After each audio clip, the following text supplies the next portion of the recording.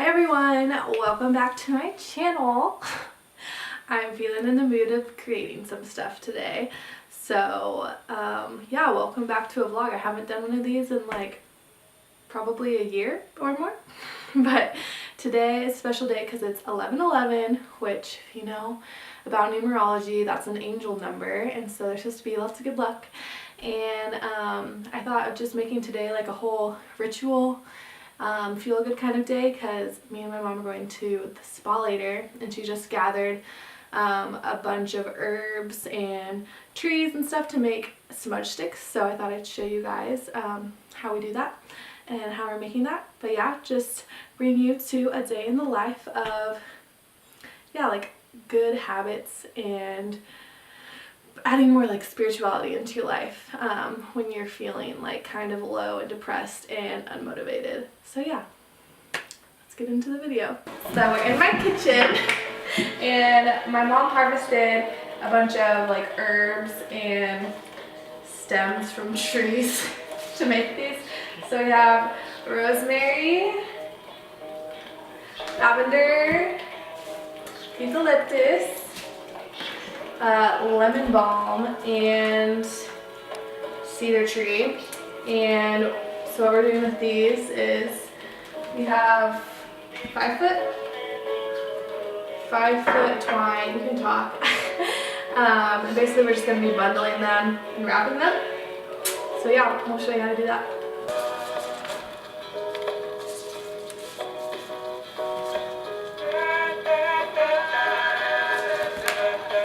So this is what the finished product looks like. We just ended up using 2 pieces of twine just so it was bundled together a little bit tighter. And then also you have to let these dry for 2 weeks before you actually burn them. So that's what we'll be doing. We're gonna make a few more and then yeah. So we're getting all of these ideas out of this book called At Home in Joshua Tree.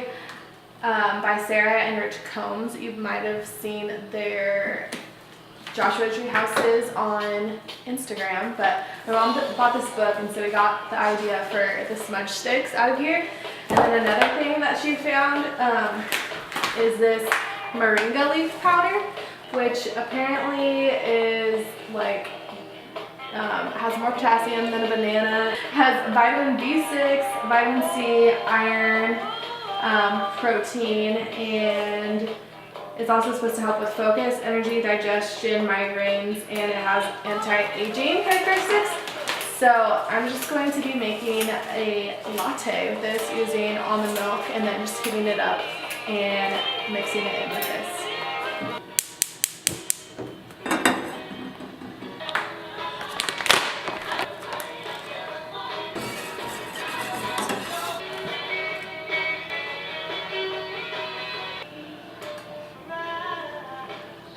Okay, so this is a really random thing, but this is all about like well-being and mental health and stuff. So I just wanted to talk a little bit about a couple things that have been saving my ass because so right before I went on my road trip, which was about like 2 months ago, there was just like a lot of stress in my life. There was a lot of things happening that were out of my control, and I was having like stress-induced dreams and stress-induced anxiety / depression. And actually when I went on my road trip, I was having a really hard time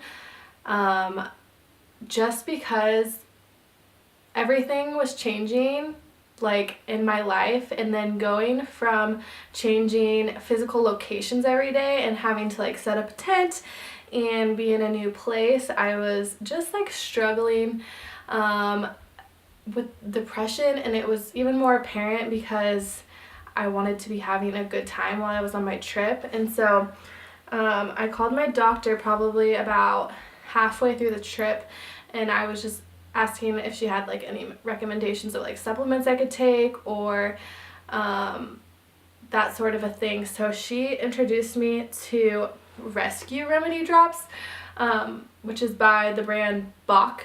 And so basically you can just, it's a little dropper, and you drop at least like 4 drops into your water, or you can just take it on the tongue. I do both. I take this multiple times throughout the day.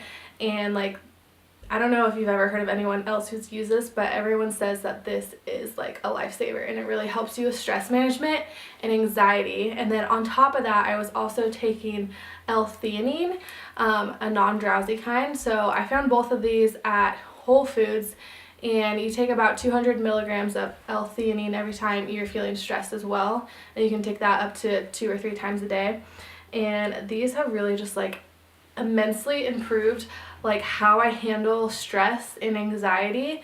And I feel so good because they're homeopathic, and I'm not having to take anything like prescribed to me or like Xanax or anything like that, because I try to be as natural as possible. So yeah, I just thought I'd share these with you guys. Please like, don't just look over this video. Go get these if you're feeling depressed, anxious, stressed. Like, go get this and L-theanine and start taking it. It is amazing. Okay, so this has turned out to be me rambling about a lot of different things for this video, so hopefully you're okay with that. But I just wanted to talk about the importance of getting out of your room when you're feeling depressed, because a lot of times I will lay in bed all day if I have a free day, or if I'm feeling like depressed, and I just will scroll on Tumblr and go on Netflix, and I'll just be in my head. And most of the time I just feel like the depression is in my head, and when I think about it, it gets worse. So it's just really important to get out of bed and like either go run an errand, go exercise, go on a drive, go meet up with a friend. Literally anything to just get you out of your room and out of your head. So that's what I'm doing now. I'm about to go to the gym, and then afterwards I'm going with my mom to the spa. So I'm not going to bring my camera, but I'll see you guys later. Okay, so I actually went to my Instagram and asked you guys to give me some things that you wanted me to talk about in this video, and so I'm going to go to them. The first one says the difference between outside influence on depression versus self-influence. And I think this just means like how other people affect your depression, and then versus like how you affect your own depression. And for me, I mean, it's probably different for other people, but I feel like my depression and my anxiety is mostly self-made. So like, I'm the perpetrator of my own anxiety and depression. And then outside influence, yeah, just being around people that are on the same like path as you, people that recognize like the challenges and are still like working towards like, I'm saying like a lot, working towards like minimizing that. The next one says coping mechanisms, dealing with depressions, ways to recognize and deal with anxiety. I think I just touched on that in the last question, but maybe ways to recognize and deal with anxiety, because I think a lot of people have anxiety and they don't really realize like what it is. Anxiety comes in like lesser forms, so it doesn't always have to be like you know, like intense like heart palpitations or like hyperventilating or anything like that. Like anxiety can take more minor forms, so like just like irritability all of a sudden can be like one example. That's like what happens with me a lot. Another thing can be like isolation, or other symptoms are not being able to concentrate. That's mine right now. I have anxiety while filming this, and it's making it hard to think about things, like making full sentences in my head. Another could be not being able to sleep because you're up worrying about the future. Yeah, another thing could be getting like hot flashes. That's another thing I get a lot. Like my face and my chest get really flushed and red when I'm anxious. Yeah, so the other thing I just wanted to say is like the most important thing that you should do when you're feeling these things is not to isolate yourself and just like run away from the problem. It's to face it head on and deal with things while you have anxiety, and that's like kind of the only way that it'll get better. Or just being able to like cope with it and deal with it is to like still go out into life and do the things that you have anxiety about. So yeah. With depression, especially during this time of the year when the sun goes down at 5 p.m. I have really bad like seasonal affective disorder.